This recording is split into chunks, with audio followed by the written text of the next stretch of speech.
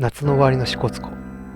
支笏湖温泉にバイクを止め、昭和レトロなポストを見たり、宮城屋碧水さんの熊を見たり、同じく宮城屋の山本さんの子になんとヒグマの檻を発見しました。昭和の時代、ここで子熊を飼っていたそうです。昭和33年の北海道博覧会では子熊との撮影サービスが大人気だったそうです。そしてこの決定的な写真を入手しました。昭和30年代の洞爺湖昭和新山のお土産屋。まるで犬のように鎖でつながれた子熊を男の子たちが取り囲んでいます。右の子がおいおいヒグマだぜ、そんな近づいて大丈夫かよ。黒い服の子が大丈夫大丈夫、子熊だろ、あかんべー。そんな会話が聞こえてきそうです。昭和時代観光客に人気だったヒグマの子、土産屋でもう会えなくなった経緯を知りたい。まず今でも子熊に会えるところで。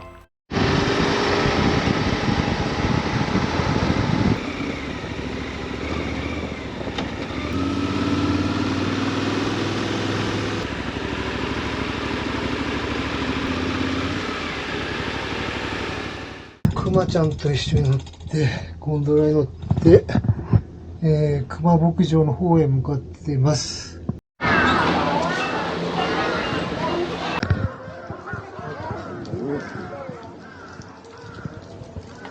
うわ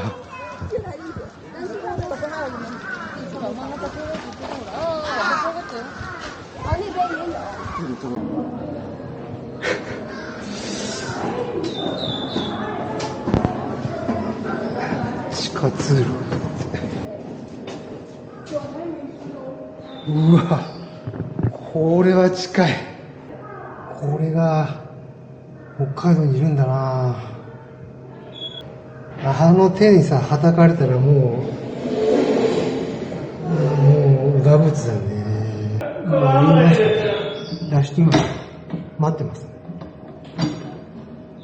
これは面白い。ありえんか。で、おすぎ。流れでいく。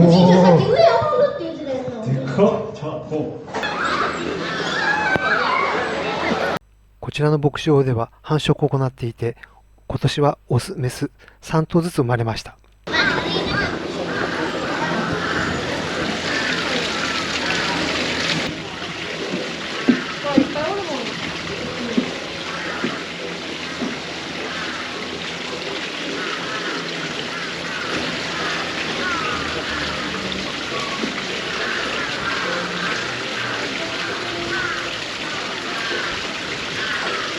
みんななんかもう、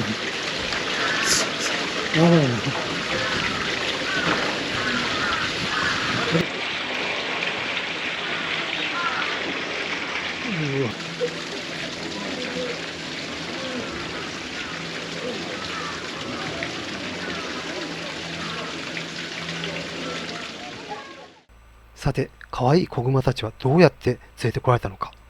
ヒグマは日本最大の陸生哺乳類で、北海道の豊かな自然を代表する象徴です。広い生息地を必要とし、フキ、ドングリ、アリ、鹿、サケを捕食する食物連鎖の上位者です。アイヌの人々は山の神としてイケ、イフシ、狩猟により、また子熊を生け捕りすることによって貴重な肉を得ていました。一方、和人は開拓以来、人、家畜、農作物に被害を与える害虫、また狩猟獣として積極的に捕獲してきました。昭和37年、十勝岳大噴火の勾配等の影響により、山で餌を得られなくなったヒグマが降りてきて、被害が増加しました。このため、昭和38年、ヒグマ捕獲奨励事業、さらに昭和41年、春熊駆除が開始されました。早春の残雪の上では、熊の足跡を簡単に見つけることができ、また穴狩りでは比較的容易に熊を狩ることができました。その際、熊の子供を生き捕りにすることがままあったようです。昭和55年以前の北海道では、ヒグマの飼育の規制はなく、飼育要領が示されていました。当歳の熊は鎖でつなぐ、2歳からは檻に入れ、4歳以上は飼育しない方が良いとされていました。そういえば、昭和新山での写真は、子熊が鎖でつながれていました。4歳以上のヒグマを飼育して観光客に見せる土産物屋もあったそうです。昭和44年の朝日新聞で観光の熊が足りないという記事を見つけました。観光ブームの北海道で熊牧場や土産物屋で愛嬌を振りまく熊が不足。1年で激動にされるヒグマの子50頭を奪い合いの状況となり、ヒグマの子は10年前、1頭1万5000円だったものが10万円に高騰。昭和新山に開園した熊牧場は本州のツキノワグマを導入したそうです。昭和40年8月26日の読売新聞夕刊にセンセーショナルなヘッドラインが躍った。登別熊牧場で大脱走。包囲陣、逆襲されて怪我。飼育していたヒグマ46頭のうち4歳から5歳の16頭が脱走。午前2時頃職員が逃亡を発見し、6頭を寝室に戻す。夏の観光シーズンの温泉街は大混乱に陥り、地元の小学生は親付き添いの集団登校となった。ハンター、自衛隊、消防団が集結する写真が新聞では掲載され、彼らは熊牧場がある山林に逃げた熊を包囲した。正午までに8頭のヒグマを射殺。ハンターの1人が転んだ際、1頭が襲ってきた。左もも噛まれたまま振り回されたが、3頭叩きつけ、仲間のハンターが射殺。18時までに残る2頭も射殺。広報者は熊作戦は終了、安心してとアナウンスして回った。カモリ社長と熊の寝室の施錠を忘れた飼育係が罪を問われた。登別熊牧場には重婚碑があった。銃殺された熊たちを安らかに眠れ。札幌中心部にある北海道大学農学部附属植物園。その中央付近に明治時代の建物を利用した博物館がある。入って正面で巨大なヒグマが出迎えてくれる。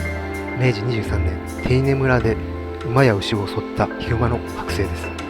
この博物館には現在一般公開はされていませんが、史上4番目の獣害と言われている札幌丘珠事件を犯したヒグマの剥製も保管されています。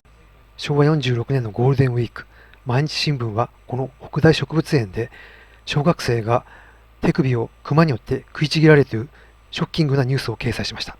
5月3日の午後4時頃、平向広重君8歳が園内の博物館脇で飼育されていたヒグマに右手を噛みつかれました。柵には危険なので近づかないでと立て看板があった。広重君は柵を越え、高さ2メートル、奥行き5メートルの檻の格子からポップコーンを上げようとして腕を入れたら熊に噛まれてしまった。博物館職員が助け出し、整形外科に搬送しましたが、右肘下切断の重傷。噛んだ熊は19歳のオスで、体重が300キロ、体長は 2.5 メートルと、博物館の入り口の剥製と同じぐらいの大きさでした。この熊はコロといって、もう1頭のメスとともに観光客に人気でしたが、翌5月4日、北大は熊2頭とも虐殺処分しました。広重君の両親は国に対して損害賠償請求を起こし、その結果、札幌地方裁判所は国に対して368万円の支払いを命じました。2頭のヒグマは博物館のこの辺りで飼育されていたのかもしれません。しかし、これら2つの事件は生体のクマによるもので、こんな小さくて可愛らしい子グマだったら飼ってもいいんじゃないかって思ってしまいますが、